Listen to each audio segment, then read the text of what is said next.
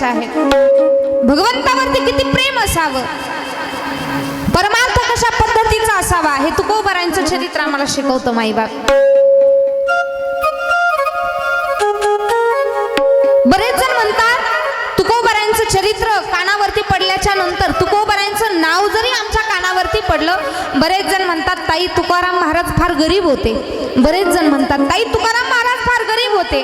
पण महाराज सकल संत मंडळीमध्ये 65 गावची जहागिरी आणि कोट्यावधी रुपयांची संपत्ती ज्यांनी हसत हसत समाजाला दान केली ते माझे तुकोबाराय गरीब नव्हते महाराज. श्रीमंतीचा टोक म्हणजे तुकोबाराय होते.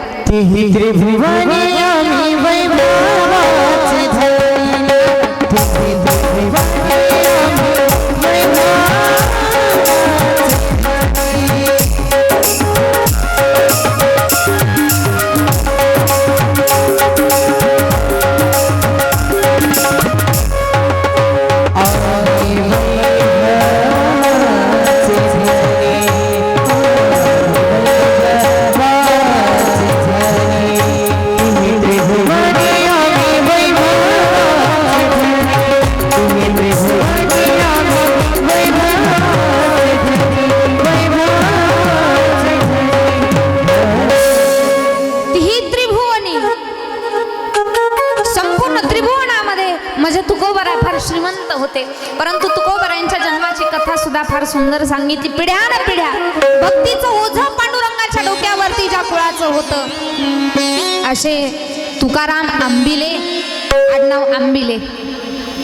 तुकोबारायांच्या आई वडिलांचं नाव, त्यांचा परमार्थ सुद्धा तेवढा कट्टर बर का. कणकाई माता आणि बोल्लोबा.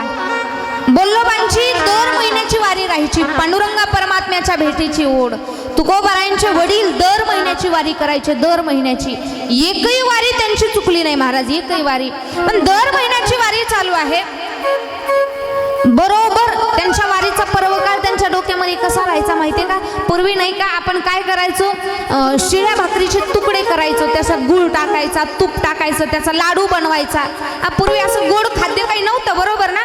मग तो चपातीचा भुगा करून लाडू केला, किती लहान लेकरं असो आनंदाने खायचे. तीच आमची मिठाई होती पूर्वीच्या काळी. अगदी त्याच पद्धतीनं बोल्लोबा वारीला निघाले ना, कणकाई माता जेवढ्या दिवसाचा मुक्काम आहे ना तेवढ्या दिवसाचे लाडू बनवायच्या. कारण तो लाडू फार दिवस राहतो. 10 लाडू द्यायच्या बोल्लोबांच्या हातामध्ये, 10 लाडू. आणि बरोबर 10 मुक्कामांच्या ठिकाणी बोल्लोबांचे बरोबर 10 लाडू संपले. त्यांना लाडूवरून अंदाज कळत होता आता एवढेच मुक्काम शिल्लक राहिले. लाडूवरून मुक्काम कळत होता त्यांना.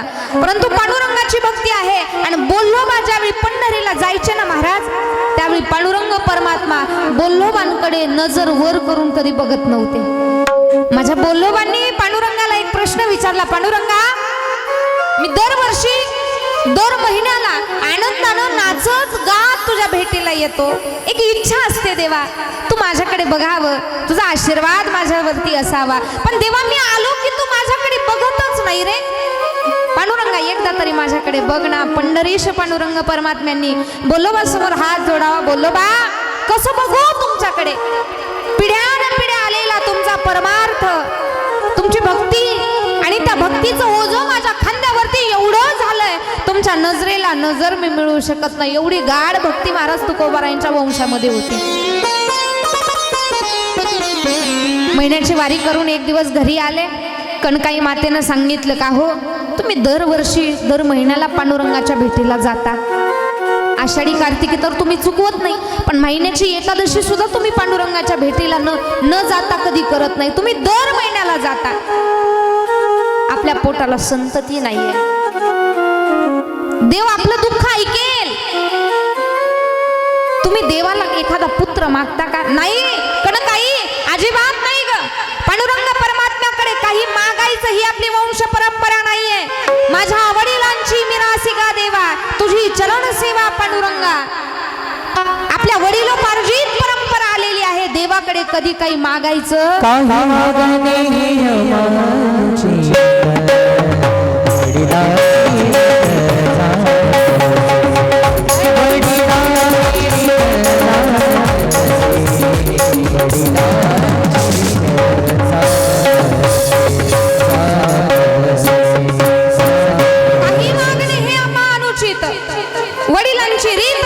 असो, वडील, आपण वडील कुणाला म्हणतो काका? आपल्या बापाला आपण वडील म्हणतो, पण वडील शब्द फक्त बाप नव्हे. माझ्या कुळामध्ये जेवढे वडीलधारी माणसं जन्माला आले ना, त्या संपूर्ण वडीलधाऱ्यांची परंपरा आहे. पांडुरंगाची आर्ततेने भक्ती करायची, पण हात पसरून देवाकडे काही मागायचं नाही. कणकाई माता म्हटलं ठीक आहे, नका मागू, पण या वारीला मला तुमच्या सोबत घेऊन जा. बोलोबा म्हणतात, मी तुला माझ्यासोबत वारीला घेऊन जातो, पण माझी शपथ आहे तुला पांडुरंगाकडे काही मागायचं नाही. मला सांग ना, आपण 10 रुपयाचा नारळ देवाकडे घेऊन जातो, 10 रुपयाचा नारळ फोडतो आपण, नासका निघाला की देवाला पावन होतो, आणि चांगला निघाला तर कसा निघला तर? चांगला निघला तर काय महिला मंडळ पळसुनी कर, चांगला निघाला तर आपल्याला, नासका निघाल्या देवाला पावन झाला. कसा आहे माणूस महाराज उलटा. मग देवाला प्रसाद ठेवताना एवढंच ठेवणार फक्त, बाकी प्रसाद खायला, देवाचा प्रसाद खाल्ल्याला चांगला असतो. नासका निघाला तर सगळा नारळच देवाला देऊन टाकायचा. पण महाराज ते नासक जरी तुम्ही प्रेमानं दिलं तर देव ते सुद्धा खातो. एक अगरबत्ती लावायची, देवाला ओवाळायची, कोट्यावधी संपत्तीची आपण मागणी करायची, अशी तर आमची मागणी. पण ज्यांची वडिलोपार्जित परंपरा आहे, पांडुरंगाकडे कधीच काही मागायचं नाही. कणकाईला सांगितलं, कणकाई माझी शपथ आहे तुला, पांडुरंगाच्या रावळामध्ये गेल्याच्या नंतर देवानं किती माग माग म्हटलं तर देवाकडे काही मागायचं. ठीक आहे, तुमच्या शब्दापुढे नाही जाणार, मी देवाकडे काही मागणार नाही. या महिन्याच्या वारीला बोल्लोबा आणि कणकाई पांडुरंग परमात्म्याच्या रावळामध्ये गेले. बोल्लोबांचं दर्शन झालं, बोल्लोबा रावळाच्या बाहेर आले, रखुमाई मातेच्या दर्शनाला बारीला लागले. आणि कणकाई माता ज्यावेळी पंढरीश पांडुरंग परमात्म्याच्या समोर उभ्या राहिल्या, भगवंतानं कणकाई मातेसमोर स्वतःची मान खाली घातली. कणकाई माता म्हणतात, भगवंता, सगळे वारकरी तुमच्या पायावरती डोकं ठेवतात, त्यावेळी तुम्ही वर बघता, माझं काही चुकलं का देवा? मी तुमच्या जवळ आले तर तुम्ही मान खाली घातली, असं का केलं पांडुरंगा?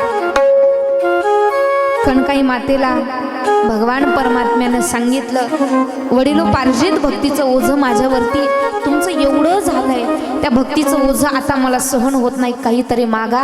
आता देवानं सांगितलं काहीतरी मागा, कणकाई मातेचा चेहराच पडला.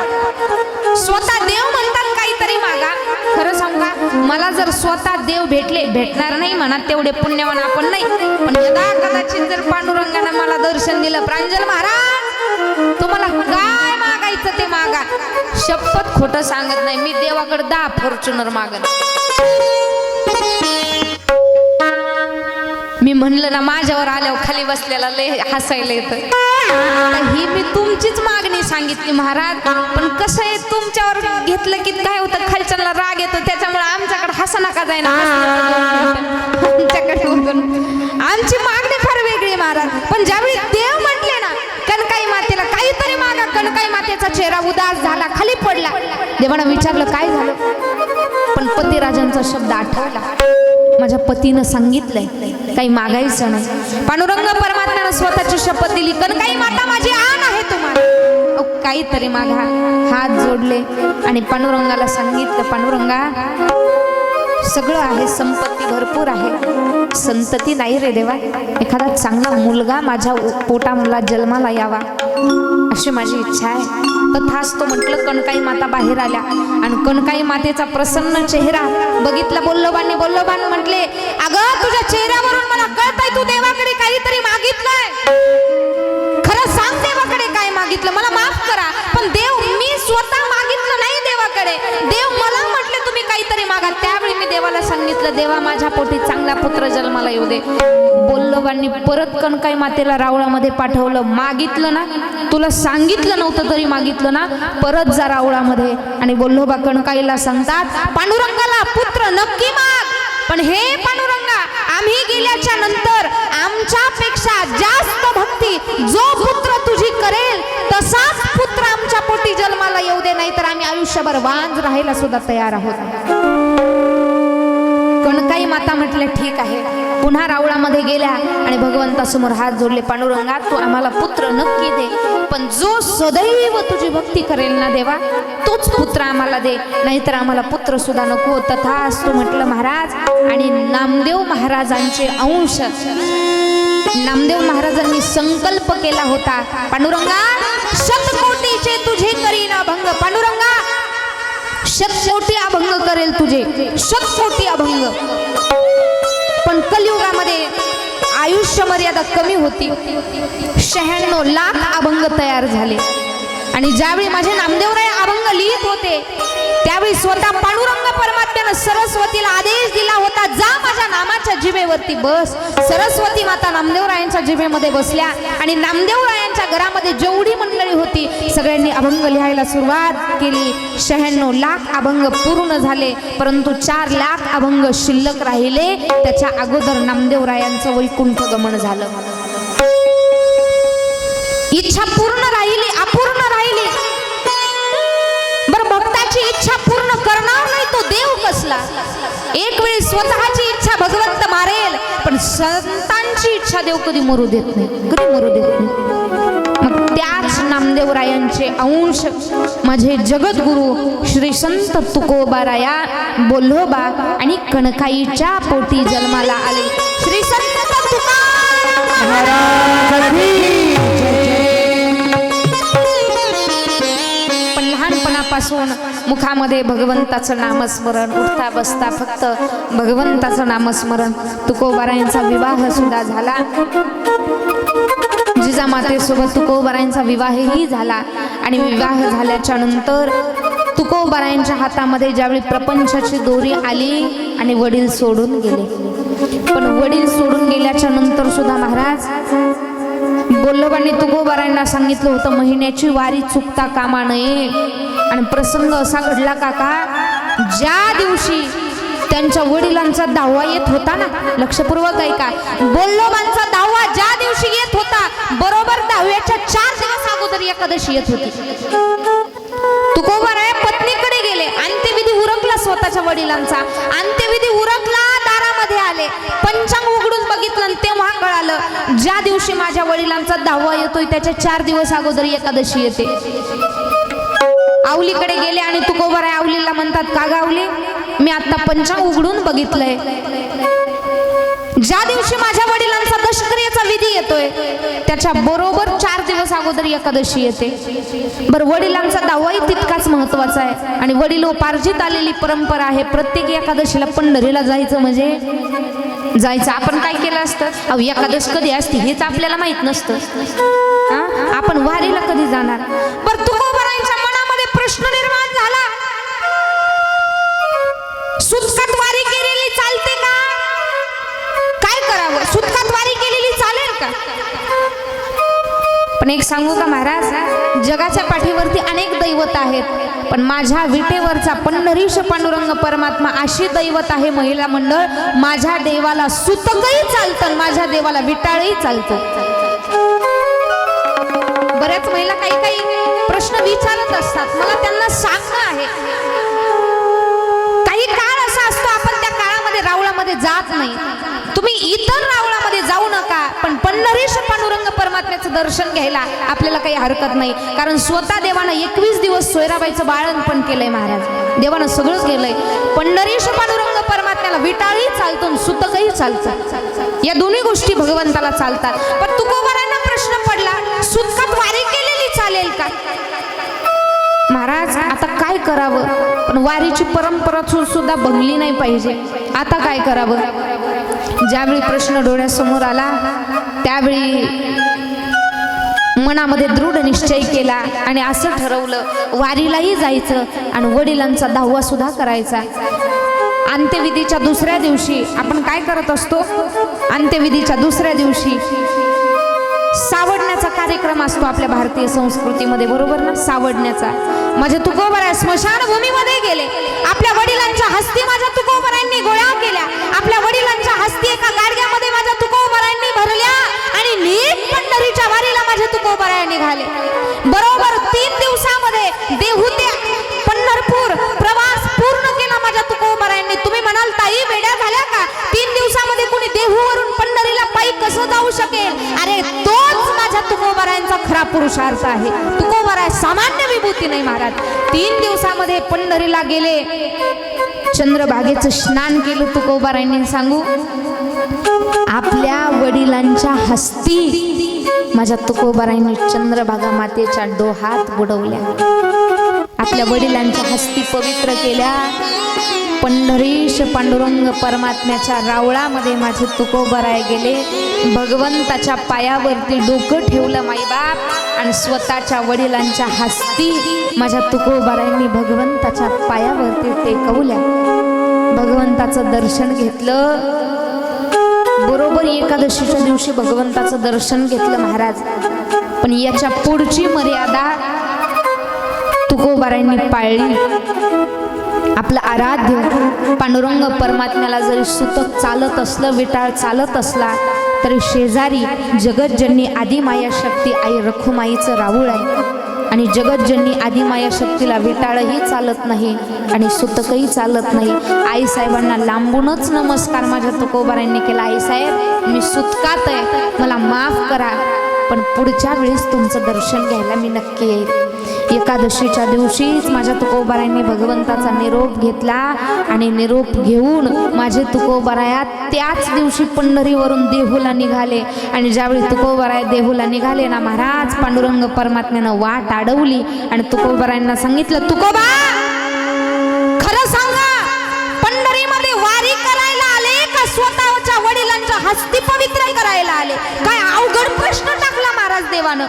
तुम्ही तुमच्या वडिलांच्या हस्ती पवित्र करायला आले का वारी करायला आले? तुमच्या स्वार्थासाठी आले का निस्वार्थ भावनेनं परमार्थासाठी आले? कशासाठी आले? दोन्ही डोळ्यांच्या कडा ओल्या झाल्या. तुकोबाराय म्हणतात, देवा मी इथं वारीला आलो का वडिलांच्या हस्ती पवित्र करायला आलो? देवा तुला वेगळं सांगायची गरज नाही रे पांडुरंगा, पण आता माझी वाट सोड पांडुरंगा. वारीची जी नियमावली आहे पांडुरंगा मी ती पूर्ण केली, आता मला माझ्या गावी जाऊ दे. 4 दिवसाच्या नंतर माझ्या वडिलांचा दावा आहे आणि मी जर दावा केला नाही, तुकोबारायांच्या मुखातले उद्गार आहेत, अहंकटा त्याचे करीती पितर, वंश दुराचारी पुत्र झाला. जो मुलगा आई वडिलांचा दावा करत नाही त्या पुत्राला सगळे पित्र श्राप देतात. मायबाप श्राप. पांडुरंगा माझ्या वडिलांचा दावा आहे, मला जावं लागेल, वाट आडू नको सोडो. विटेवरच्या पांडुरंग परमात्म्यानं तुकोबारायांच्या समोर लोटांगण घातलं. महाराज काय तुकोबा तुमचा परमार्थ? अहो सुतक होतं तरी वारी चुकवली नाही माझ्या तुकोबारायांनी. आणि पुन्हा 3 दिवसामध्ये पंढरपूर ते देहूचा प्रवास पूर्ण केला. इंद्रायणी मातेच्या काठावरती माझे तुकोबाराया सकाळी बरोबर 10व्याच्या दिवशी आले आणि स्वतःच्या वडिलांचा 10व्याचा विधी केला. महाराज परमार्थ करून किंवा संसार करून परमार्थ कसा करायचा हे तुकोबारायांचं चरित्र आम्हाला शिकवतं. मायबाप धन्य तुकोबा समर्थ.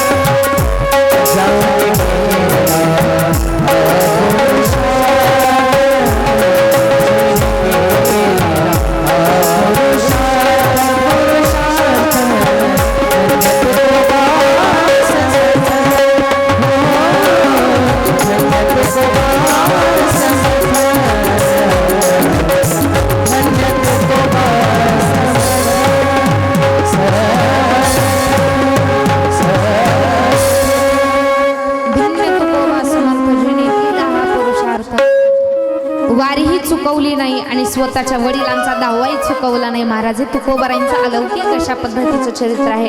तुकोबारायांचा परमार्थ वाढू लागला, परंतु पत्नीला परमार्थ मान्य नव्हता. पत्नीला वाटायचं घराची सगळी राख रांगोळी केली या माणसानं. आणि खरं सांगू का, माझ्या तुकोबारायांनी सहज एकदा वडिलांचं खत वाचलं, पत्र वाचलेलं बघितलं तर बोल्लोबांनी तुकोबारायांना असं सांगितलं होतं, एक वाडा होता आणि त्या वाड्यामध्ये सगळी कर्जाची खतं होती, कर्जाची म्हणजे जहागिरीच तेवढी होती तुकोबारायांच्या घरी. कुणाची जमीन लिहिलेली, कुणाची घरं लिहिलेली, फार मोठी जहागिरी होती. कर्ज खतं आहेत तुकोबा, सगळ्यांचं व्याज गोळा कर. आपल्या जमिनी लोकांकडे आहेत, कर्जानं घेतलेल्या, व्याजानं घेतलेल्या, कुणाचं घर लिहून घेतलेलं, अशी कर्ज खतं एक अख्खा वाडा भरून होते, वाडा भरून. तुकोबारा श्रीमंत किती असते विचार करा. अनु रेणू या थोकडा तुका आकाशाही वडा. तुकोबारायांची श्रीमंती ही गगनापेक्षा सुद्धा श्रेष्ठ होती. पण तुकोबारायांनी तो वाडा उघडला, सगळी कर्जाची खतं काढली. पांडुरंगा नको मला कोणाचं व्याज, सगळ्यांचं कर्ज माफ केलं तुकोबारायांनी आणि सगळे कर्ज खत इंद्रायणी मातेच्या डोहामध्ये सोडून दिली. एवढं वैभव होतं तुकोबारायांच्या घरी. आता मात्र परमार्थ वाढवू लागला आणि संसाराच्या नावे घालून या शून्य संसाराकडे दुर्लक्ष केलं माझ्या तुकोबारायांनी. संततीही झाली आणि संतती झाल्याच्या नंतर सुद्धा फक्त परमार्थच वाढत होता. आणि तुकोबारायांचा जसा जसा परमार्थ वाढत होता, ख्याती वाढत होती. काशीचे विद्वान पंडित 6 शास्त्र, 18 पुराण, 4 वेद ज्यांच्या मुखोद्गत आहेत, वेदाच्या शास्त्राच्या बाबतीत ज्यांचा कोणी हात धरू शकत नाही, असे काशीचे विद्वान ब्राह्मण, त्यांचं नाव आहे रामेश्वर भट्ट. रामेश्वर भट्टांच्या कानावरती बातमी पोहोचली. तुकोबाराय म्हणतात, वेदाचा तो अर्थ आम्हासीच ठावा. जो वेदाचा अर्थ आहे तो फक्त आम्हालाच माहिती. रामेश्वर भट्टांना ही गोष्ट खटकली. 6 शास्त्र, 18 पुराण, 4 वेद माझे मुखोद्गत आहेत आणि वेदाचा साधा सरळ अर्थ कोण तुकोबा दिले आहेत ते समाजाला सांगतात. रामेश्वर भट्ट प्रचंड रागीत काशीवरून निघाले, देहू गावामध्ये पोहोचले आणि विचारलं, तुकारामाचं घर कुठलं आहे? पण देहूतले लोक तुकाराम महाराजांना तुकाराम महाराज म्हणत नव्हते काका, वेडा तुका म्हणत होते. वेडा तुक्या कोणीतरी म्हणत होतं, वेडा तुका म्हणायचे. प्रसंग असा घडला, रामेश्वर भट्ट भेटण्यासाठी आले. तुकाराम कुठे राहतो? गावकऱ्यांनी पत्ता दिला, तुकाराम महाराज इथे आहेत. घरी गेले रामेश्वर भट्ट. रामेश्वर भट्ट घरी गेल्याच्या नंतर तुकोबारांची मुलगी भागीरथीला विचारलं, भागीरथी तुकाराम कुठे आहेत? भागीरथीने सांगितलं, माझे वडील बाहेर गेलेले आहेत. बाहेर नेमकं कुठे? मग सांगितलं, माझे वडील शौचासाठी गेलेले आहेत. भागीरथीने सांगितलं. मग रामेश्वर भट्टांनी सांगितलं, मला तिथं गेलं पाहिजे. रामेश्वर भट्ट त्या दिशेनं गेले महाराज. आणि तुकोबाराया देवाचं भजन करत होते. रामेश्वर भट्टांना राग आला. रामेश्वर भट्ट म्हटले, हा वेळा तुका नाही तर काय, जागा कुठली, करतात काय, आणि त्या जागेवरती सुद्धा देवाचं भजन करतात. तुकोबारायांना त्याच्यानंतर जवळ बोलून घेतलं आणि तुकोबाराय जवळ आल्याच्या नंतर रामेश्वर भट्टांनी सांगितलं, तू मूर्ख आहे का रे? जागा कुठली, तू करतोय काय, आणि अपवित्र जागेवरती तू पवित्र देवाचं नाव घेतो, तू खरंच वेडा आहेस, तुला कळतं का काही? त्यावेळी तुकोबाराय म्हणतात, भगवंताचं नाव माझा वेळ फक्त शिंक, जांभळी, खोकला, इतुकाची वेळ वाया गेला. शिंक, जांभळी आणि खोकला. मला ज्यावेळी शिंक येते, जांभळी येते, खोकला येते, त्याच पर्व काळामध्ये मी देवाचं नाव घेत नाही. मला माहित आहे अपवित्र जागेवरती देवाचं पवित्र नाव घेऊ नये, परंतु माझ्या वाणीला काय सांगू मी?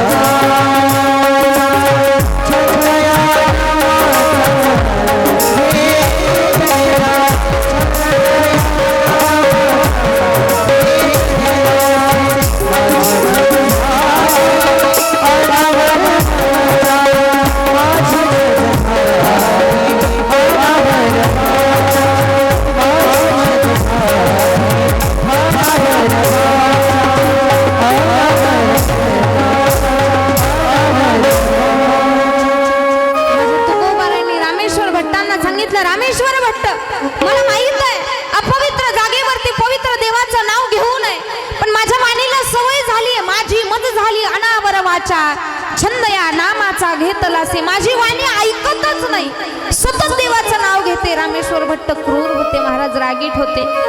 एका हातानं आपले तुकोबारायांचे केस धरले आणि दुसऱ्या हातानं कर कर कर कर तुकोबारायांची जीभ अशी लांब बाहेर केली.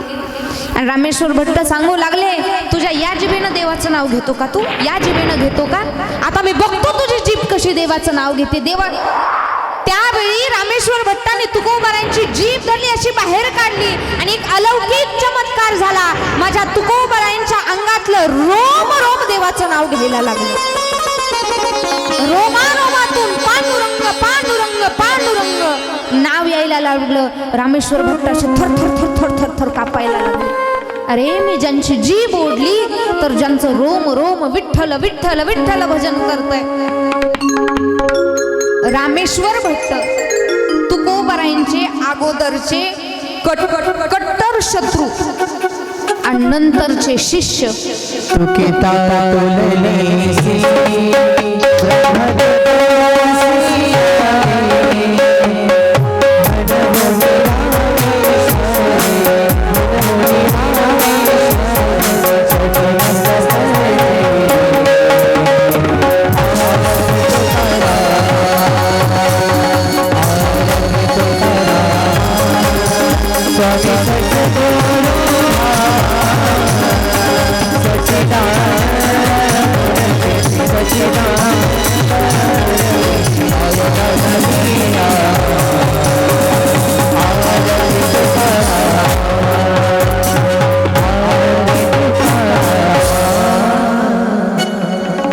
रामेश्वर भट्ट अगोदरचे कट्टर शत्रू होते तुकोबारायांचे, नंतरचे शिष्य.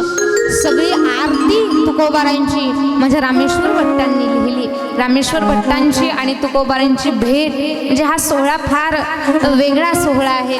रामेश्वर भट्टांनी तुकोबारायांचं शिष्यत्व स्वीकारलं आणि आता मात्र पुन्हा तुकोबारायांची भक्ती संसाराची राख रांगोळी केली. एकदा भगवंताच्या समोर गेले तुकोबाराया आणि भगवंताकडे बघितल्याच्या नंतर देवाला सांगितलं, देवा प्रपंच करायचा कंटाळा आलाय, पांडुरंगा मला नको वाटतोय प्रपंच, मला फक्त तुझंच नाव घ्यायचंय देवा, मला फक्त तुझंच नाव घ्यायचंय. आणि जवळजवळ 8 दिवस तुकोबारा कुठेतरी निघून गेले, लांब निघून गेले, घर सोडलं. पत्नीनं एक दिवस वाट बघितली, त्याच्यानंतर आवलीच्या सुद्धा डोळ्यात पाणी आलं. माझे पती आहेत, कुठे गेले असतील, कुठे गेले असतील. घरच्यांनी तुकोबारायांचा शोध चालू केला, पण तुकोबाराय काही सापडत नाहीयेत. मग त्यावेळी पत्नीला माहित होतं माझे पती ज्या वाटेनं चालतात ना, ते वाट विठ्ठल विठ्ठल भजन म्हणते. सगळ्या दिशेला कान लावला, सगळ्या दिशेला. जिजाबाईंनी सगळ्या दिशेला कान लावला, या दिशेला कान लावला, या दिशेला कान लावला. आणि एका रस्त्यानं जिथं कान लावला तिथून विठ्ठल विठ्ठल विठ्ठल आवाज यायला लागला. त्या दिशेनं सगळं घर चाललं. जिजाबाई त्या वाटेनं चालायला लागल्या आणि त्या वाटेनं चालत असताना प्रसंग असा घडला, जिजाबाईच्या पायामध्ये काटा मोडला. जिजाबाईच्या पायामध्ये काटा मोडला. जिजाबाईला फार त्रास व्हायला लागला, प्रचंड वेदना व्हायला लागल्या. ऊन पडलेलं होतं, वारा सुटलेला होता, फार वेदना व्हायला लागल्या. पण जिजाबाईंना झालेल्या वेदना त्या पांडुरंगाला सहन होत नव्हत्या ना. का तर तुकोबारायांचं अहोरात्र देवाचं भजन चालू होतं. माझ्या पांडुरंग परमात्म्यानं एक गायी चारणाऱ्याचा वेश धारण केला, अगदी सावळं रूप पांडुरंग परमात्म्याचं. आणि जिजाबाईंच्या जवळ आले आणि माझ्या पांडुरंग परमात्म्यानं जिजाबाईचा पाय स्वतःच्या हातामध्ये घेतला. महाराज, आपण एखाद्याचा काटा हातानं करतो यामध्ये काय नवल, परंतु तुकोबारायांच्या शोधीसाठी ज्यावेळी जिजाबाई निघाल्या, माझ्या विटेवरच्या पंढरीश पांडुरंग परमात्म्यानं स्वतःच्या दातानं जिजाबाईच्या पायातला काटा काढला. महाराज, स्वतःच्या दातानं. म्हणजे भगवान परमात्मा भक्तासाठी काहीही करायला तयार होतो, काहीही. स्वतःच्या दातानं जिजाबाईच्या पायातला काटा माझ्या पांडुरंग परमात्म्यानं काढला. कुठं निघाली? त्यावेळी विचारलं, माझे पती गायब आहेत, बरेच दिवस झाले, माझे पती कुठेतरी गेलेले आहेत, मला माहीत नाही, त्यांचा तपास घेण्यासाठी, त्यांचा शोध घेण्यासाठी मी निघालेले आहे. मग तुझ्या पतीची ओळख कशी करते? मला माहीत आहे, माझे पती ज्या वाटेनं चालतात ती वाट विठ्ठल विठ्ठल भजन करते, या वाटेनं विठ्ठल विठ्ठल भजन. कोण आहे तो विठ्ठल? आता मात्र जिजाबाईनं देवाला शिव्या द्यायला चालू केल्या. तो काळा विठ्या, माझ्या नवऱ्याला पार वेड लावलं त्यानं त्याचं, आणि एवढं वेड लावलं माझ्या नवऱ्याला त्या विठ्याचं नाव सोडता दुसरं काही येतच नाही. आता आपल्या समोर एखाद्यानं आपल्याला शिव्या दिल्या, आपल्याला काय लय आनंद होता असेल का? काय होतं महाराज, आपण डायरेक्ट काठ्या कुऱ्हाडी घ्यायला माग पाहणार नाही. पण देवानं जिजाबाईच्या शिव्या सुद्धा ऐकल्या.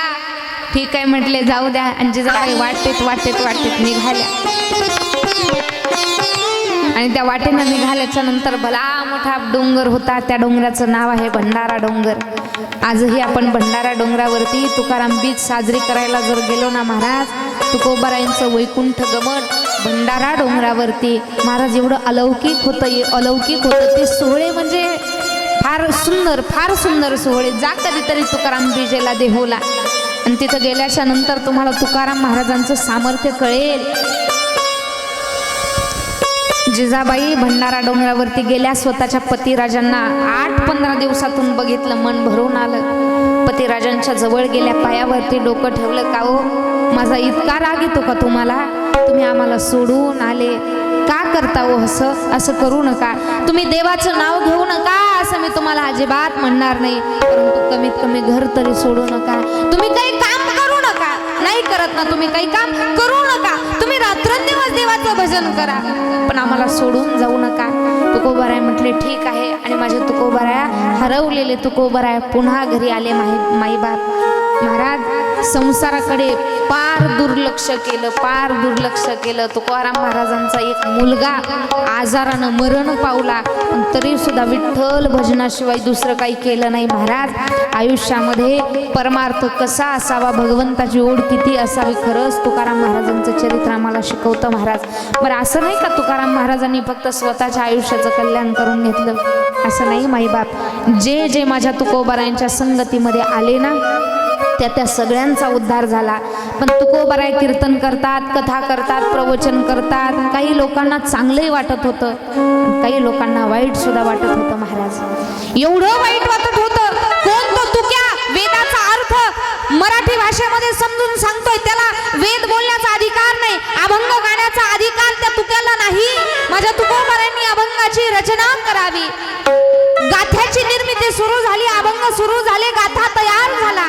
आणि गाथा तयार झाल्याच्या नंतर तो गाथा भगवान परमात्म्याच्या पायावरती ठेवायचा आहे. देवा, तुझे जे बोल मी माझ्या मुखारविंदातून गायले, ते बोल म्हणजे गाथा आहे.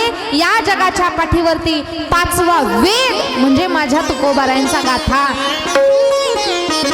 गान कोकिळा भारतरत्न लता दीदी मंगेशकर यांनी सुद्धा तुकोबारायांच्या गाथ्याचं पारायण केलं बरं का. जो माणूस तुकोबारायांच्या गाथ्याचं पारायण करतो ना महाराज, त्याचा माथा सुधरत असतो. आपला माथा सुधरायचा असेल तर आपल्याला गाथ्यामध्ये समर्पण भाव द्यावा लागेल. गाथ्याचं पारायण बरेच लोक करतात. नेक सांगू, माझ्या तुकोबारायांचे फक्त अभंग नाही माईबाप, ते अभंग म्हणजे साक्षात अमृत आहे, अमृत. ते अभंग रूपी अमृत आमच्या आयुष्यामध्ये यावं, आमच्या मुखातून ते अमृतमय शब्द बाहेर पडावे आणि त्या अमृतानं आमच्या आयुष्याचा उद्धार व्हावा. परंतु तो निर्माण झालेला गाथा काही लोकांना सहन झाला नाही. तुकोबारायांना सांगितलं, तुम्हाला अभंग गाण्याचा अधिकार कुणी दिला? तुम्हाला अभंग गाण्याचा अधिकार नाहीये. तुम्ही लिहिलेला गाथा तुम्हाला इंद्रायणीमध्ये सोडून द्यावा लागेल. तुम्हाला परमार्थ करायचा अधिकार नाही. समाजानं विक्षेप घेतला. आता मात्र गाथा बुडवण्याची वेळ आली. खरं सांगू का, स्वतःचा मुलगा स्वतःची पत्नी सोडून गेली. तुकोबारायांच्या डोळ्यामध्ये पाणी आलं नाही महाराज. परंतु ज्यावेळी समाजानं सांगितलं ना गाथा पाण्यात बुडवावा लागेल, त्यावेळी मात्र डोळ्यामध्ये पाणी आलं. तुकोबारायांच्या देवा, काय सत्व बघतोस रे माझं पांडुरंगा. रात्रंदिवस तुझं भजन केलं, रात्रंदिवस तुझी आळवणी केली भगवंता. पण हा गाथा म्हणजे फक्त गाथा नाही देवा, माझा प्राण आहे प्राण, माझा प्राण इंद्रायणीमध्ये समर्पित करायचा आहे. सगळी देहूची लूक होती महाराज तुकोबारायांचा गाथा पाण्यात बुडवायला. पण एक सांगू का, तुकाराम महाराजांचा गाथा आणि चांगली माणसं याच्यामध्ये काही फार भिन्नता नाहीये बरं का. चांगल्या माणसांचं सुद्धा तसंच आहे. चांगल्या माणसांना समाजानं किती त्रास दिला आणि चांगल्या माणसांना किती बुडवण्याचा प्रयत्न केला ना, चांगली माणसं तुकोबारायांच्या गाथ्यासारखी असतात. ते अलगद तरत असतात महाराज, अलगद तरून जात असतात. नीतीनं जगा तुकोबारायांचा गाथा आम्हाला सांगतो. इंद्रायणी मातेच्या काठावरती आले, तुकोबाराया हातामध्ये गाथा घेतला. पण ज्यावेळी तो गाथा पाण्यामध्ये सोडायचा होता, इंद्रायणी मातेच्या उदरामध्ये तो गाथा समर्पित करायचा होता ना महाराज, व्याकुळ अंतकरणानं एखादी मुलगी माहेर सोडून सासरी जाताना व्याकुळ अंतकरणानं कसं रडते, अगदी तोच भाव तुकोबारायांच्या अंतकरणामध्ये निर्माण झाला. गाथा सुटत नाहीये. पांडुरंगा, अरे एवढा अन्याय नको करूस रे देवा, माझ्याकडे माझ्यावरती एवढा अन्याय करू नको पांडुरंगा. अहो रात्र तुझं भजन केलं देवा, समाज माझा गाथा स्वीकारत नाहीये देवा. मी गायलेले बोल चांगले नाहीत का रे? मी तुझं नाव घेतो देवा, तुला आवडत नाही का? समाजानं असा गाथा हिसकून घेतला तुकोबारायांकडून, इंद्रायणीमध्ये सोडून दिला महाराज.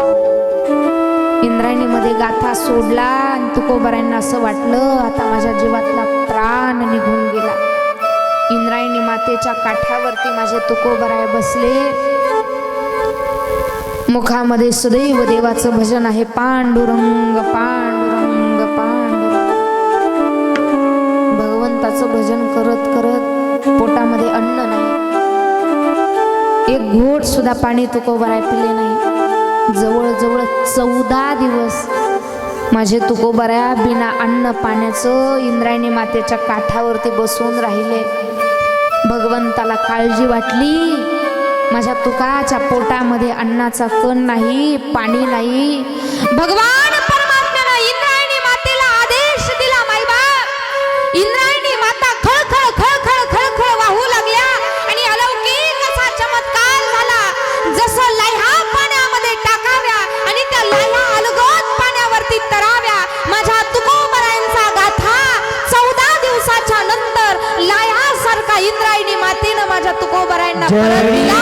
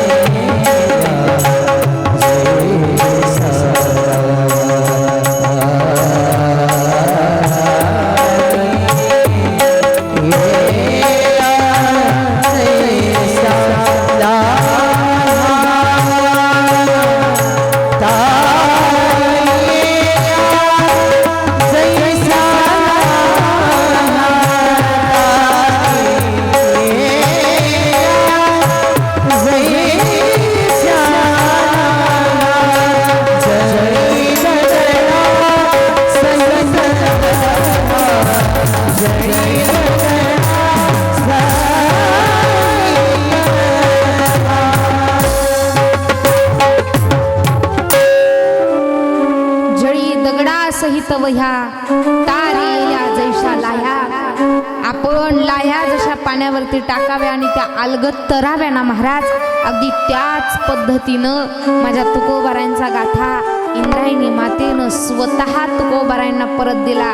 आणि ज्यावेळी इंद्रायणी मातेनं गाथा तुकोबारायांचा परत दिला ना महाराज, तो गाथा या समाजानं डोक्यावरती घेतला आणि संपूर्ण देहू गावातून गाथ्याची फार मोठी दिंडी निघाली. तेव्हा मराठी समाजाला कळालं, तुका विष्णू नाही दुजा, म्हणे रामेश्वर भट्ट द्विजा, तुका विष्णू नाही दुजा.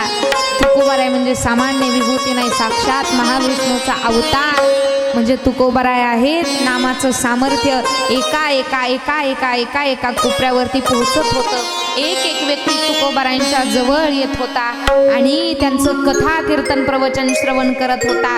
तुकोबारायांची ख्याती एवढी वाढली त्या पर्व काळामध्ये, ज्यांच्यामुळे आज कथा कीर्तन चालू आहे ना, असे माझे छत्रपती शोभाराजे त्यावेळी राज्य करायचे. तुकोबारायांची ख्याती कानावरती येत होती. संतांचे विचार अंतःकरणामध्ये धारण व्हावे, संत परंपरा वारकरी संप्रदायाचा वसा आम्हाला कळावा, गुरु उपदेश घडावा, म्हणून माझे छत्रपती शोभाराजे जिजाऊ आऊसाहेब एक दिवस तुकोबारायांच्या कीर्तनामध्ये येऊन बसले. तुकोबारा कीर्तन करायला लागले आणि चालू कीर्तनामध्ये तुकोबाराय भजन म्हणायला लागले.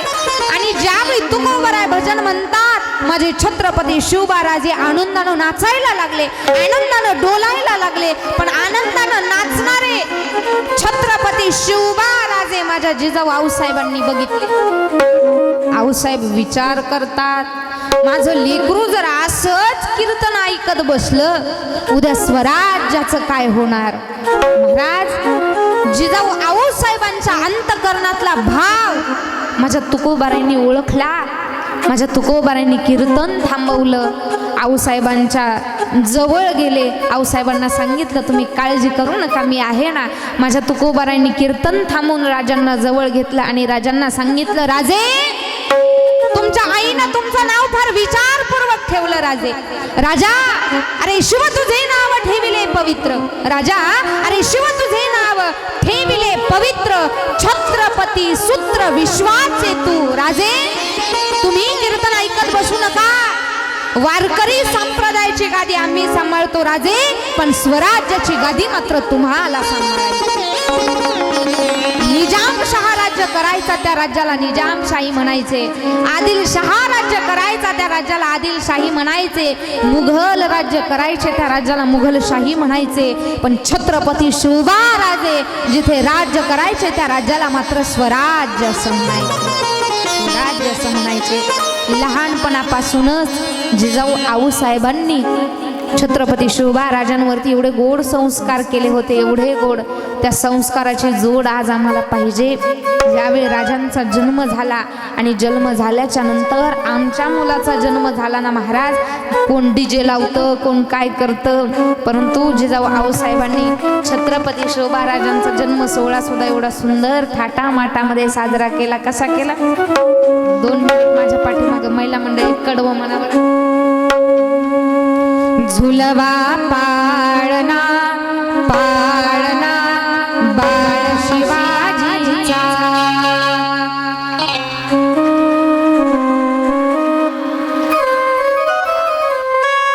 झुलवा पाळणा पाळणा बाळ शिवाजीचा. टाळी वाजवा पाठीमागच्या. चंद्र जसा इंद्र शोभतो पुत्र जिजाऊचा,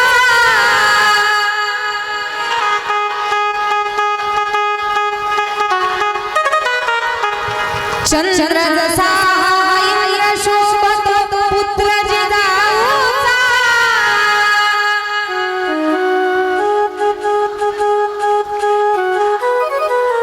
झुलवा पाळणा पाळणा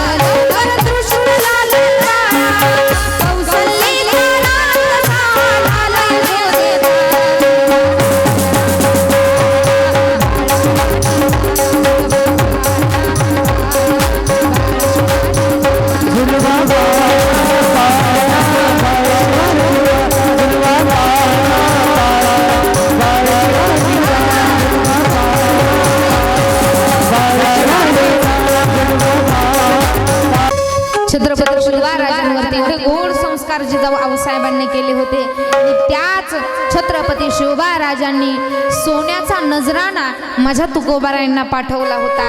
पण सोन्याचा नजराणा सुद्धा महाराज आपल्याला एखाद्यानं जर सोनं दिलं आपण पाठीमागे देऊ का त्याला? आपण काय म्हणू, जाऊ दे त्यानं मला फुकट दिलंय, दान दिलंय. आणि फुकट दिलेल्या गोष्टीची किंमत माणसाला कळत नाही. त्याच्यामुळे फुकटचं माणसाला कधी पचत सुद्धा नाही, कधी पचत नाही. पण माझ्या तुकोबारायांनी छत्रपती शिवबाराजांचा सोन्याचा नजराणा डोळ्यानं बघितला आणि सांगितलं, सोने रुपया मा मृत्यू की समान. हे सोनं म्हणजे आमच्यासाठी मरण आहे, आमच्यासाठी खरं धन फक्त देवाचं नामस्मरण आहे, फक्त देवाचं नामस्मरण. आणि असाच भगवान परमात्म्याचा जागर वाढू लागला छत्रपती शिवबाराजांना. छत्रपती ही पदवी माझ्या तुकोबारायांनी दिली.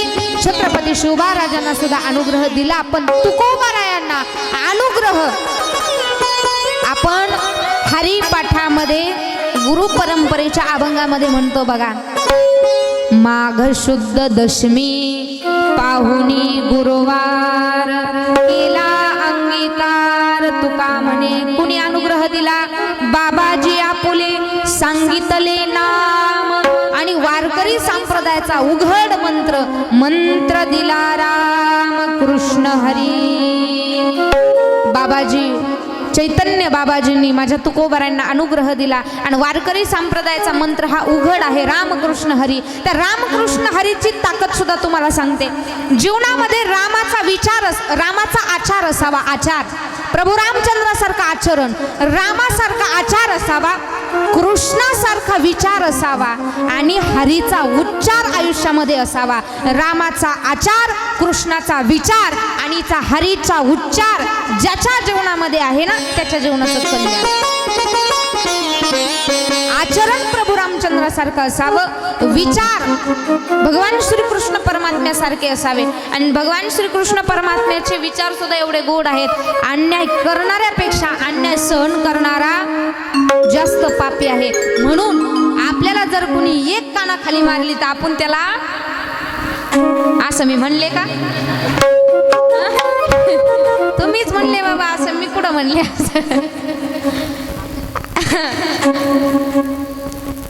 भगवान श्रीकृष्ण परमात्म्याचे विचार अंतकरणामध्ये असावे, भगवंताचं नाम अखंड विरक्तपणे असावं. तुकोबारांनी रात्रंदिवस देवाची भक्ती केली, पण एक एक भक्त सुद्धा त्यांच्या सानिध्यामध्ये येत होता. आता मात्र तुकोबारांचं सामर्थ्य संपूर्ण जगाला कळत होतं आणि जगाला कळता कळता एक एक संत, एक एक व्यक्ती माझ्या तुकोबारांच्या आयुष्यामध्ये येत होती आणि त्या व्यक्तीचं सुद्धा कल्याण करत होती. एकदा काय झालं,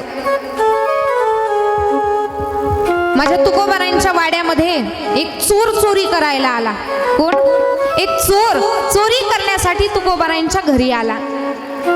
पण माझे तुकोबारा भगवान परमात्म्याचं भजन करत होते. भजन करता करता त्या चोरानं माझ्या तुकोबारांचं भजन ऐकलं आणि जिथं होता तिथंच असा खाली बसला. तिथंच बसला तो चोर खाली. आणि चोर खाली बसल्याच्या नंतर प्रसंग असा घडला, रात्र उलटल्याच्या नंतर तुकोबारायांचं रात्रभर भजन त्या चोरानं ऐकलं. कुणी ऐकलं? तुकोबारायांचं भजन चोर ऐकतात. आम्ही माणसं असून आपल्यापेक्षा चोर बरे नाही का? चोरानं रात्रभर माझ्या तुकोबारायांचं भजन ऐकलं. तल्लीन झाला तो चोर. पहाट झाली आणि पहाट झाल्याच्या नंतर माझे तुकोबाराया काकडा म्हणायला लागले. तो काकडा सुद्धा एवढा सुंदर होता महाराज. माझे तुकोबाराया काकडा म्हणायला लागले. तो काकडा कसा होता ऐका.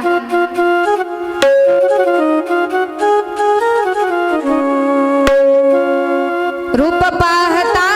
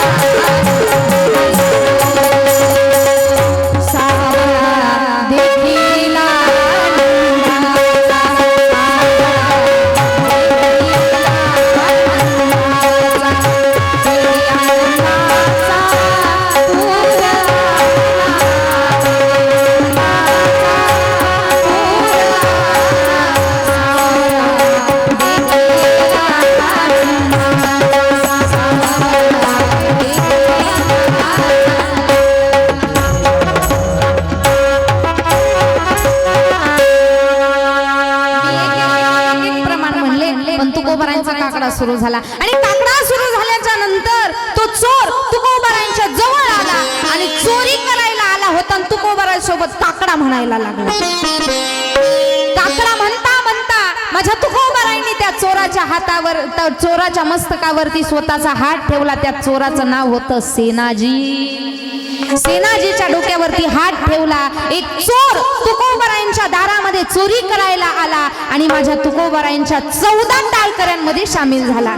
मग त्या टाळकऱ्याला चोर सेनाजी असं सुद्धा म्हटलं गेलं. माझ्या तुकोबारायांचे 14 टाळकरी पैकी एक चोर होते, त्यांना चोर टाळकरी सुद्धा म्हणतात, चोर सेनाजी. एक चोर तुकोबारायांच्या सानिध्यामध्ये आला, काकडा ऐकला, भजन ऐकलं आणि 14 टाळकऱ्यांमध्ये सामील झाला आणि तुकोबारायांचे कथा कीर्तन प्रवचन ऐकायला लागला. एक एक व्यक्ती माझ्या तुकोबारायांच्या आयुष्यामध्ये येत होती आणि एका एका व्यक्तीचं कल्याण होत होतं, एका एका व्यक्तीचा उद्धार होत होता. आता मात्र तुकोबारायांची ख्याती जळगाव, धुळे त्या परिसरामध्ये पोहोचली आणि त्या परिसरामध्ये सुद्धा भक्तीचा रंग एवढा होता, एवढा रंग होता आणि त्या परिसरामध्ये तेली समाज जास्त आहे, बरोबर. धुळे, जळगाव त्या परिसरामध्ये तेली समाज जरा जास्त आहे आणि त्या तेली समाजामध्ये संत जगनाडे महाराज म्हणून एक संत जन्माला आले, जे माझ्या तुकोबारायांचे शिष्य होते. संताजी जगनाड्यांचा सुद्धा इतिहास एवढा गोड सांगितला. महाराज, मनामध्ये आस आहे, मी ज्या तुकोबारायांचं भजन करतोय त्या तुकोबारायांनी मला आयुष्यामध्ये एकदा तरी भेट द्यावी, एकदा तरी तुकोबाराय मला भेटावे. म्हणून तुकोबारायांचा शोध घेत घेत घेत घेत संत जगनाडे महाराज तुकोबारायांच्या भेटीला भगवंताचं नामस्मरण करत देहूला निघाले. भगवंताचं नामस्मरण जगनाडे महाराज करत करत कसं गेले देहूला, एकदा सगळ्यांनी उठून उभे राहा. भगवंताचं नामस्मरण जगनाडे महाराजांनी केलेलं जगद्गुरु तुकोबारायांचं भजन.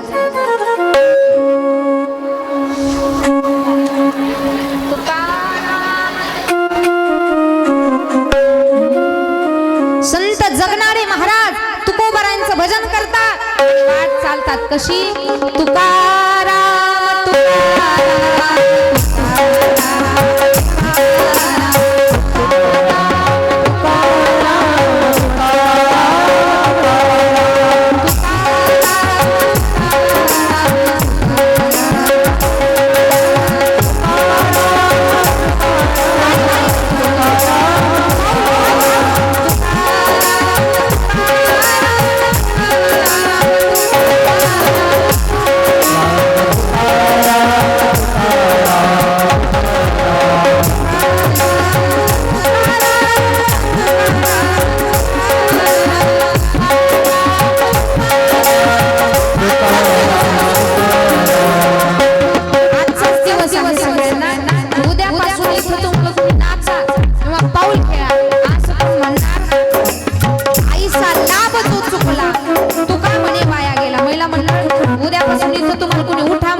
बसा म्हणणार नाही. आजचाच दिवस आहे, शेवट तो भला माझा बहु गोड झाला. शेवट गोड करून घ्यायचा असेल तर आपल्याला देवाच्या दारामध्ये नाचावं लागेल. गुणगान करा सगळ्यांनी गोड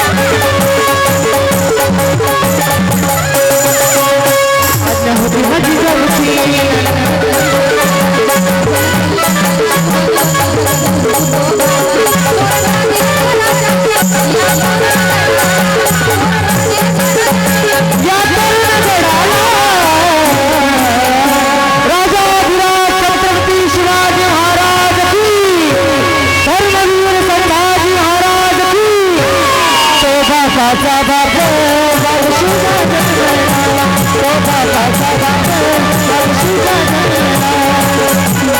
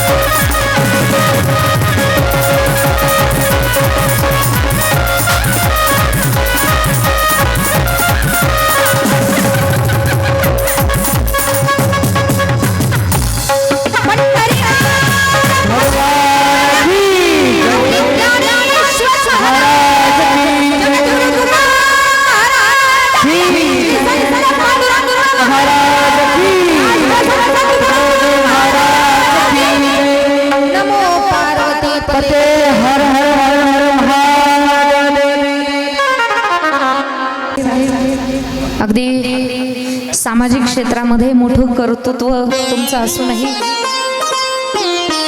पळसुणी गावामध्ये जे धार्मिक वातावरण आहे त्या धार्मिक वातावरणामध्ये सर्वांच्या भेटीसाठी आपण वेळात वेळ काढून आलात. वास्तविक विचार केला तर समाजासाठी केलेलं समाजाची सेवा ही सुद्धा एक प्रकारची ईश्वर भक्तीच आहे. समाजसेवा ही ईश्वर भक्ती आहे. आणि आम्हाला असं वाटतं की आम्ही कथा कीर्तन सांगतो, समाजामध्ये परिवर्तन आम्ही करू शकतो, परंतु समाजाला काय हवं काय नको गरजा पुरवण्याचं काम साहेब तुमच्यासारखी माणसं करतात. आज वेळात वेळ काढून साहेब या ठिकाणी आले. खऱ्या अर्थानं तुमचं तुमच्या पंचकृषीवरती, तुमच्या भागावरती असणारं प्रेम, म्हणजे तुम्ही इथं आला, बरेच जण उठून उभे राहिले. खऱ्या अर्थानं तुमच्या आचरणातून कळतंय तुमचं कर्तृत्व कसं आहे. एक गोष्ट सांगू का, ही गादी अशी आहे, मी तुम्हाला कथेच्या पहिल्या दिवशीच सांगितलं होतं, मी अशी कीर्तनकार आहे महेश भाऊ, मी आतापर्यंत कधी कुणाचं कौतुक करीत नाही, कधीच कुणाचं कौतुक करीत नाही. नारदाच्या गादीवरती सर्वसामान्याचं नाव घेऊ नये महाराज, परंतु खरं सांगू का, माझ्या वारकरी संप्रदायानं सुद्धा प्रतिष्ठित व्यक्ती ज्यावेळी सामाजिक, आर्थिक, राजकीय, शैक्षणिक प्रत्येक क्षेत्रातला एखादा कसोटी देऊन मोठा झालेला माणूस जर धार्मिक सभा मंडपामध्ये येत असेल तर रामकृष्ण हरी म्हणून त्या व्यक्तीचं स्वागत सुद्धा आपण केलंच पाहिजे. द्यावे तेवढे धन्यवाद, आपल्याला कमी, तुम्हाला कमी आहेत. जगणारे महाराजांची तुकोबारायांना भेटण्याची ओढ मात्र फार होती. जळगाव पासून निघाले, मला तुकोबारायांना भेटायचंय, तुकोबारायांना बघायचंय. जगणारे महाराज म्हणजे सर्वसामान्य विभूती नाही महाराज.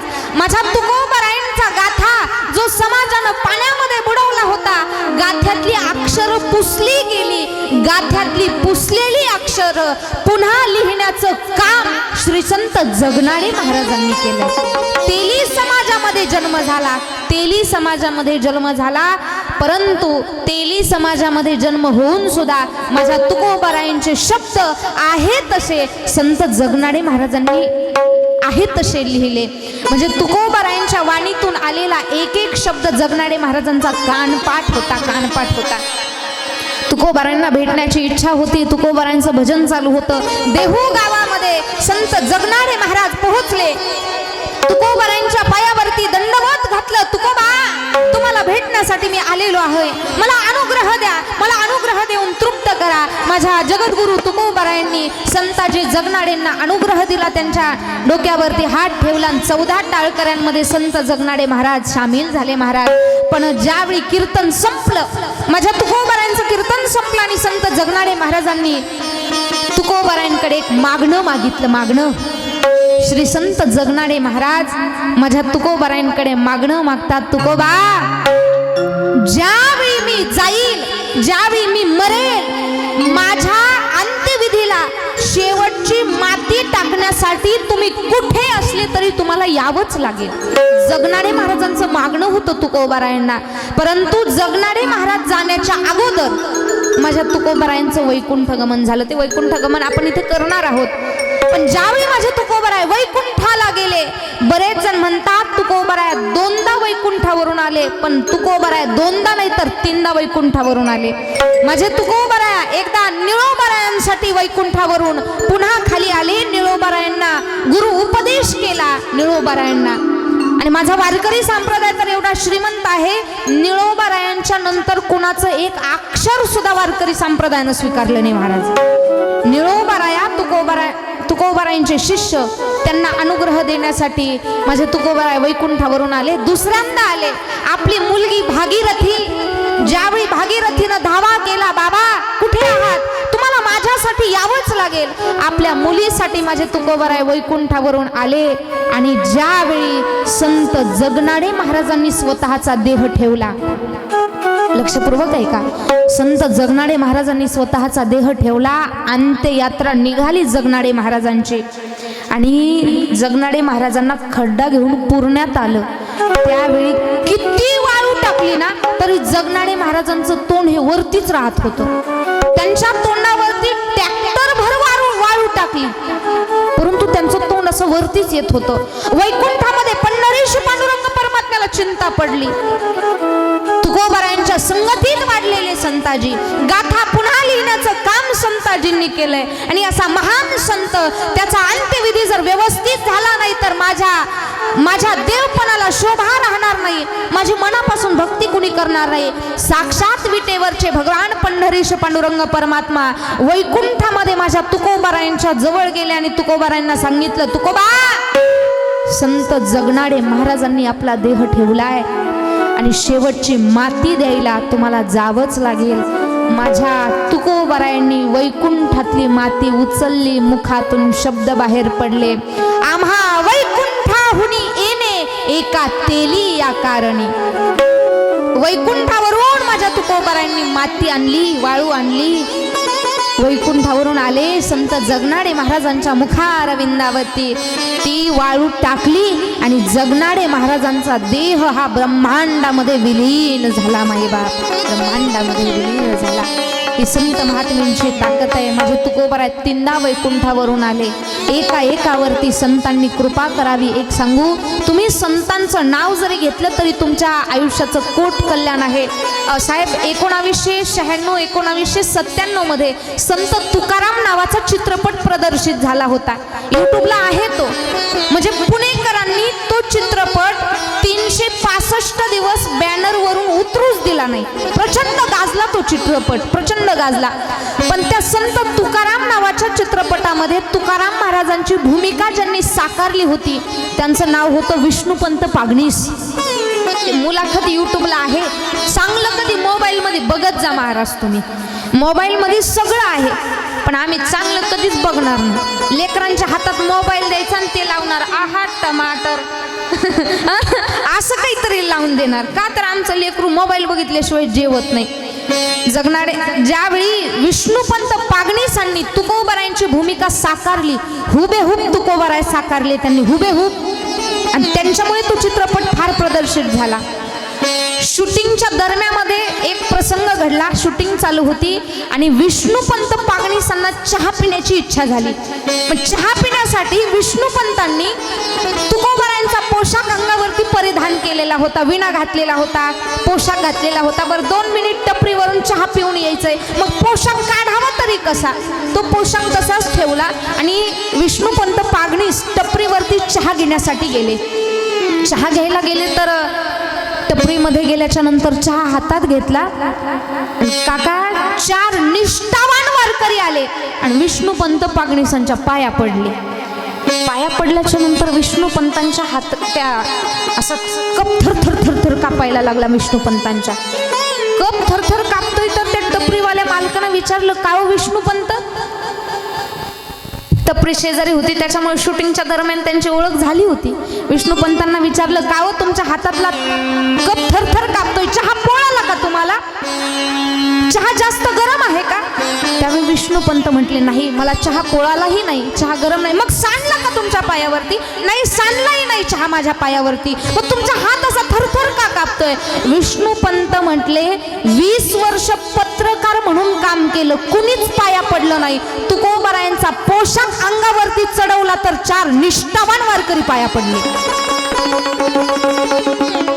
त्या दिवशी विष्णुपंत पागनीसांनी संकल्प केला, मरेपर्यंत तुकोबारायांचा पोशाख अंगावरून उतरूच देणार नाही. मरेपर्यंत तुकोबारायांचा पोशाखच घातला विष्णुपंतांनी. आणि तो चित्रपट प्रदर्शित झाला, रिलीज झाला. आणि निर्माता आणि दिग्दर्शक मानधन घेऊन विष्णुपंतांकडे गेले. मानधन घेऊन गेल्याच्या नंतर विष्णुपंत बसले होते घरामध्ये देवाचं नामस्मरण करत. निर्माता दिग्दर्शक म्हटले, तुमच्यामुळे चित्रपट एवढा गाजलाय, तुमचं मानधन घ्या. विष्णुपंत पागनीसांनी हात जोडले निर्माता दिग्दर्शकांसमोर, तुमचं मानधन मला नकोय. निर्माता आणि दिग्दर्शक म्हटले, विष्णुपंत जेवढं ठरवलं होतं ना त्याच्यापेक्षा दुप्पट मानधन आणलंय. कारण आपला चित्रपट फार गाजलाय, संत तुकाराम फार गाजलाय, दुप्पट मानधन घेऊन आलोय. त्यावेळी विष्णुपंतांनी एवढा अभ्यासपूर्वक उत्तर दिलं, छत्रपती शिवबा सोन्याचा नजराना जर खरे तुकोबाराय पाठीमागे करू शकतात तर त्यांचा पोशाख घातलेला मी विष्णुपंत पागनीस तुमचं दुप्पट मानधन का पाठीमागे करू शकत नाही? का करू शकत नाही? विष्णुपंतांनी ते दुप्पट मानधन पाठीमागे दिलं आणि निर्माता दिग्दर्शकांसमोर हात जोडले सांगितलं, मला जर काही द्यायचंच असेल ना तर एक द्या. ज्यावेळी मी मरेल ना माझ्या अंत्यविधीला कोणी मोठी प्रतिष्ठित व्यक्ती नाही आली तरी चालेल, पण माझ्या अंत्यविधीला 4 निष्ठावान वारकरी आणा, टाळ मृदुंगाच्या गजरात मला वाट लावा.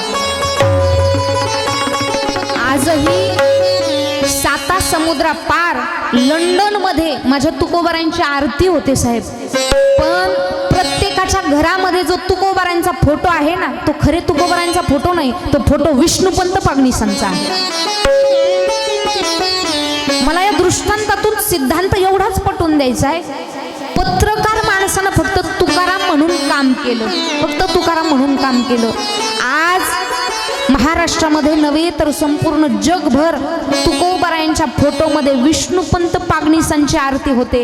अहो, तुकोबारायांचा पोशाख धारण केला, एका माणसाचं एवढं कल्याण झालं. आम्ही संत विचारानं चालल्याच्या नंतर आमच्या आयुष्याचं कल्याण का होणार नाही? काय होणार नाही आमच्या आयुष्याचं कल्याण? पण हे रुजण्यासाठी संत विचारांची जोड आम्हाला आमच्या आयुष्यामध्ये हवी आहे.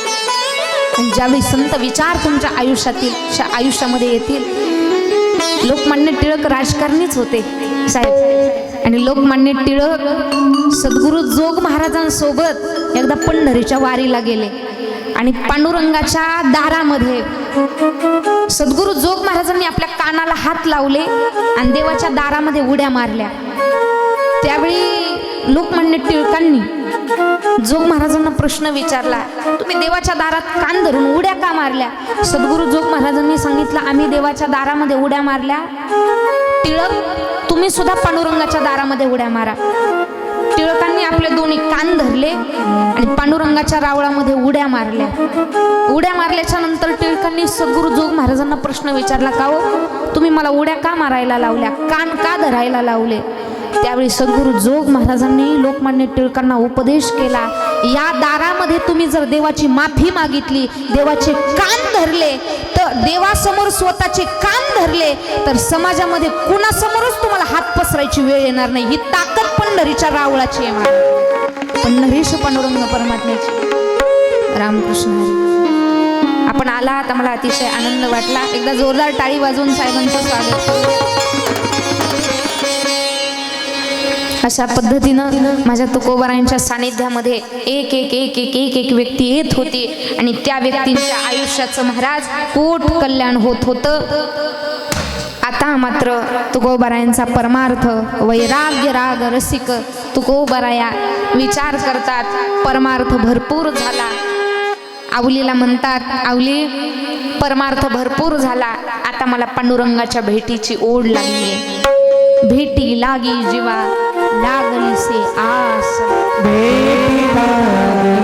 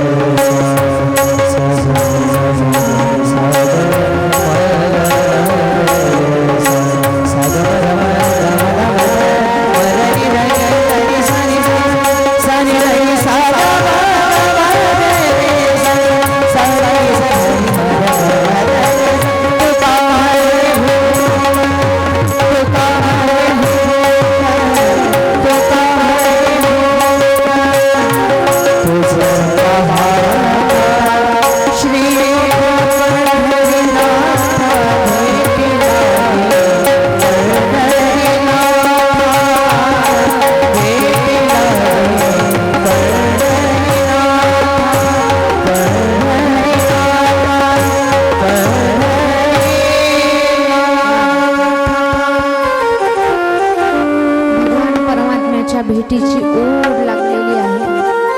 आता प्रपंचामध्ये मन रमत नाहीये. परमार्थ करत असताना आवलीला म्हणावं, तुकोबारायांनी अगोदर सगळ्या गावाला विचारलं, मला वैकुंठाला जायचंय, तुम्हाला यायचं का? गावकरी म्हटले, या तुकाला वेड लागलं. म्हटले, वेड लागलं? जिवंतपणी कोण वैकुंठाला जात असतं का? वेडा झाला विठ्ठल भक्तीमध्ये. तुकोबारायांनी गावाला विचारलं, यायचं का वैकुंठाला? कुणीच तयार नाही झालं. मग तुकोबारायांना वाटलं, जी माझी अर्धांगिनी आहे ती तरी माझ्या सोबत येईल. तुकोबाराय आवलीकडे गेले आणि आवलीला म्हटले, आवली, मला वैकुंठाला जायचंय, तू येणार का माझ्यासोबत? आवलीनं काय उत्तर दिलं माहितीये का? म्हणले, अहो, माझी म्हैस यायला झालीये, तिला पिल्लू होईन, माझ्या म्हशीकडे कोण लक्ष दे? हे कोण म्हणलं? तुकोबारायांची पत्नी. म्हणजे माझे तुकोबा पत्नीला सुद्धा कळाली नाही महाराज. परंतु एक दिवस असा उजाडला, ज्या दिवसाला आपण तुकाराम बीज असं म्हणतो, त्या दिवशी माझ्या तुकोबारायांनी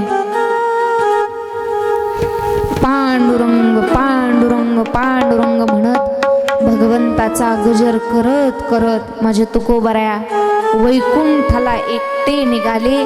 त्यांचं वैकुंठ गमन, माझ्या तुकोबारायांचं वैकुंठ गमन आपण या ठिकाणी करणार आहोत. तुकोबाराय आलेले आहेत का?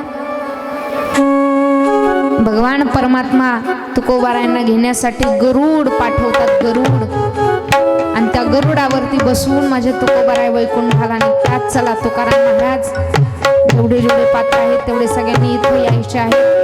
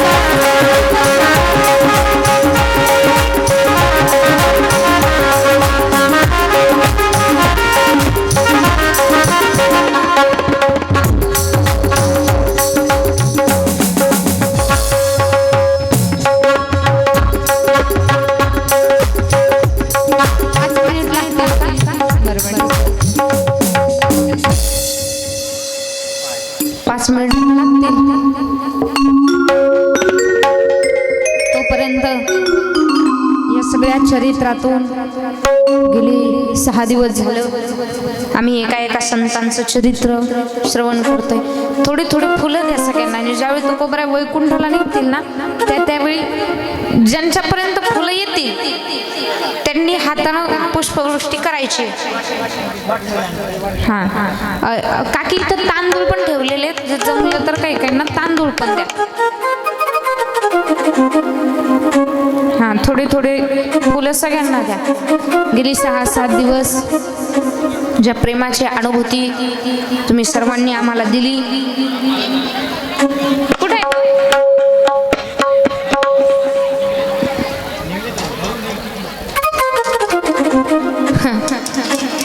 तुकाराम महाराज घरून निघालेले आहेत.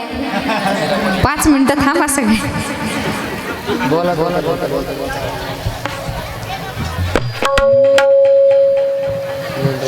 शांत बसा ना माई माऊल्या हो, शांत बसा ना. गेली 6-7 दिवस एवढा आनंदाचा सोहळा आपण पळसोलीमध्ये साजरी करतोय. त्या आनंदाला पारावार नव्हता. पहिल्या दिवशी मोजकी माणसं होती, परंतु दुसऱ्या दिवशीपासून गर्दी एवढी जाम झाली महाराज, एवढी जाम गर्दी झाली. आणि हा भव्य दिव्य असा सोहळा या ठिकाणी भगवान परमात्म्याच्या चरण रविंदावरती आपण समर्पित करणार आहोत. उद्या या ठिकाणी हरिकीर्तन होणार आहे. जी कीर्तनाची परंपरा जगद्गुरु तुकोबारायांनी हैबत बाबांकडे दिली ती परंपरा उद्या या ठिकाणी कीर्तन होणार आहे. कीर्तनाचा टाइम काय 9 ते 11, 10 ते 12 उद्या या ठिकाणी कीर्तन होणार आहे. आणि उद्याचं कीर्तन हे मागणीचं कीर्तन होणार आहे कारण गेले 6 दिवस आम्ही कथा श्रवण करतोय. इथं कुणी पंतरवाळी उचलण्यापासून झाडून घेण्यापासून छोटं काम केलेलं आहे भगवंताच्या दारात. उद्या आपला एवढा अधिकार निर्माण होतोय की उद्या आपण देवाकडे काहीतरी मागायचं, पण मागत असताना काही पण नाही मागायचं. उद्या काय मागायचं मी तुम्हाला सांगणारच आहे, परंतु व्यर्थ मागणी उद्या करायची नाही. उद्या मागणीचा दिवस आहे. वारकरी संप्रदायाचा नियम आहे काल्याच्या अगोदरच्या दिवशी मागणीचा अभंग असावा. आणि त्याच्यानंतर आपण डॉक्टर बाबांच्या मुखारविंदातून भगवान परमात्म्यानं गोकुळामध्ये जे चरित्र केलं त्या चरित्राचं उच्चारण आचरण नाही बरं का. तिथं बरेच जण म्हणतात ताई भगवान श्रीकृष्ण परमात्म्याने चोऱ्या केल्या, मग आम्ही का चोऱ्याच करावं का. बरेच जण आडमुठे लोक लय असतात महाराज. काही वर्ग सांगकाम्या असतो, काही वर्ग रिकाम्या असतो, आणि काही वर्ग वाढीव काम्या असतो. 3 वर्ग आहेत बघा. सांगकाम्या सांगू का तुम्हाला. सांगकाम्या सांगितलं तेवढंच कळतं त्याला सांगकाम्या म्हणतात. ज्याला जेवढं सांगितलं तेवढंच कळतं. एखाद्याला सांगितलं ना बाबा आपल्या आजीचं दुखत आहे, जा मेडिकल मधून गोळी घेऊन ये. मग सांगकाम्या प्रकार काय करतो, फक्त मेडिकल मध्ये जाणार आणि गोळी घेऊन येणार. मग घरचे विचारतात ही गोळी कमीत कमी जेवणाच्या अगोदर घ्यायची का जेवणाच्या नंतर. त्यानं विचारलंच नव्हतं मेडिकल वाड्याला. हा परत जातो, परत विचारतो का हो जेवायच्या अगोदर घ्यायची का जेवायच्या नंतर.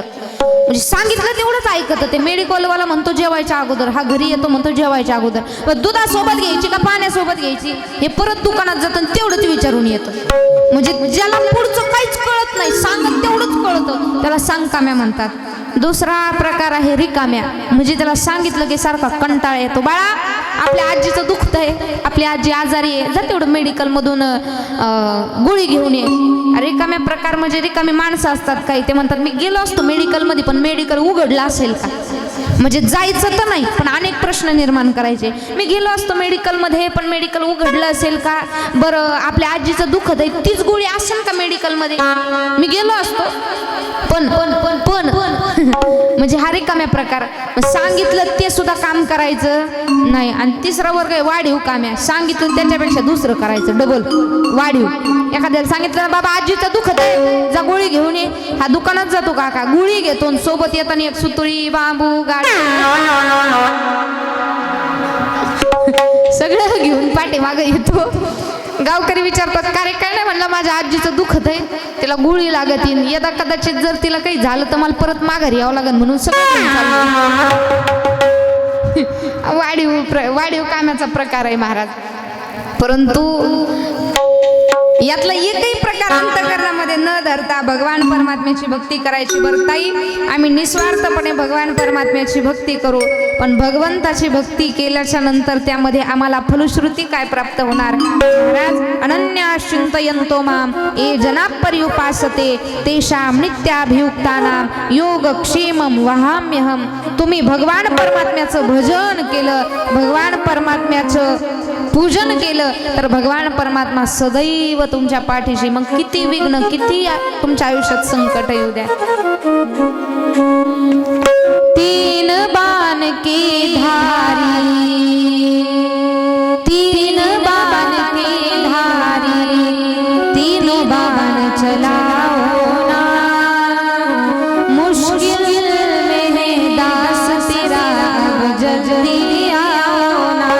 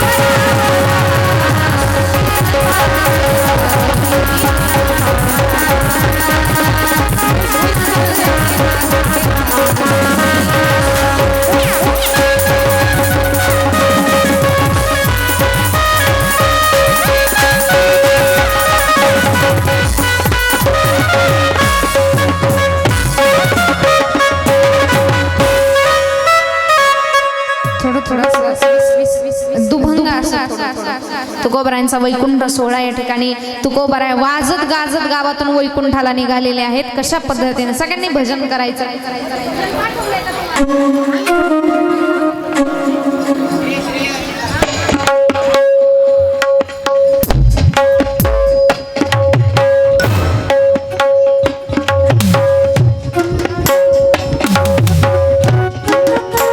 गेटवरती थांबा जर 5 मिनिट.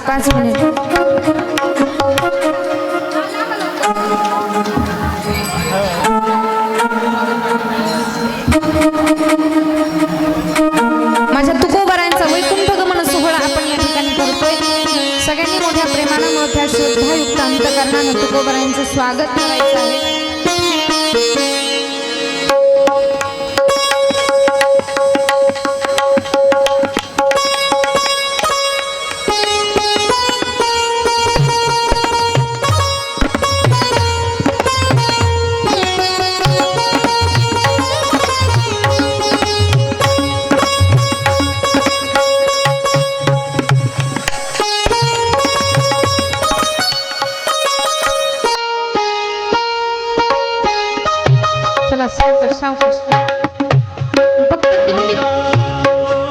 टाळी वाजवा सर. चला चला चला.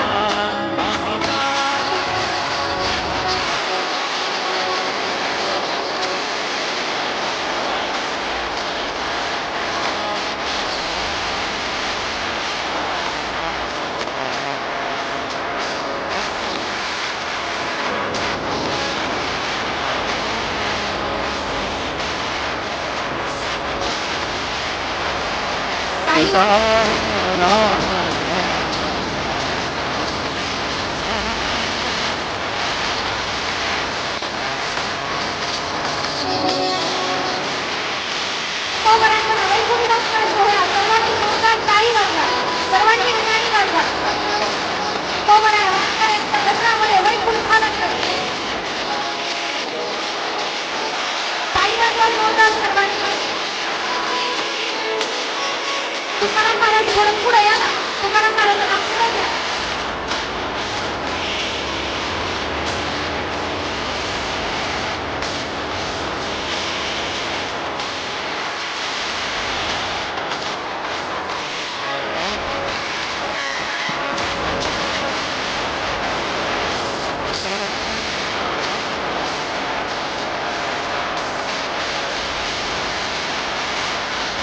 तुकाराम महाराज तुकाराम महाराज पुढे या ना. तुकाराम सगळ्यात पुढे सगळ्यात पुढे पुढे सगळ्यात पुढे.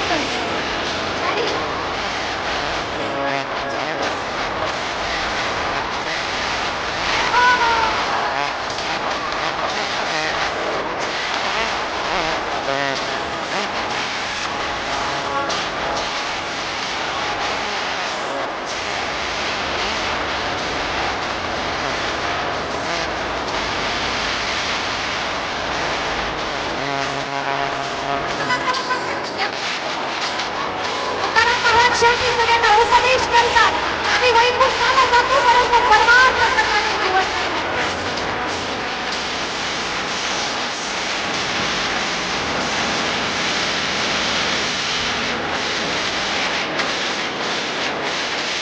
काही वाटलं सर्वांनी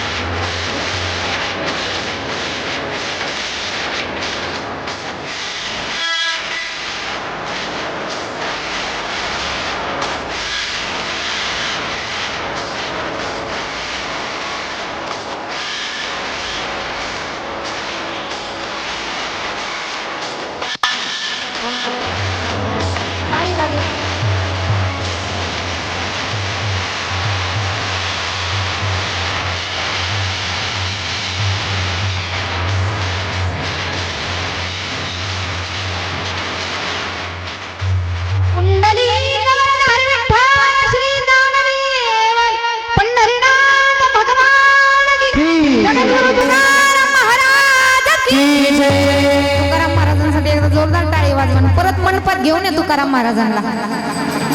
खरंच परमार्थ ज्यांनी केला, आज ज्यांनी तुकाराम महाराजांचं पात्र स्वीकारलं, महाराज खरंच तुकोबरायांचे काही अंश त्यांच्या जीवनामध्ये आहेत आणि ते पात्र त्यांना सूट सुद्धा झालं. एकदा तुकाराम महाराजांसाठी जोरदार टाळी वाजवा.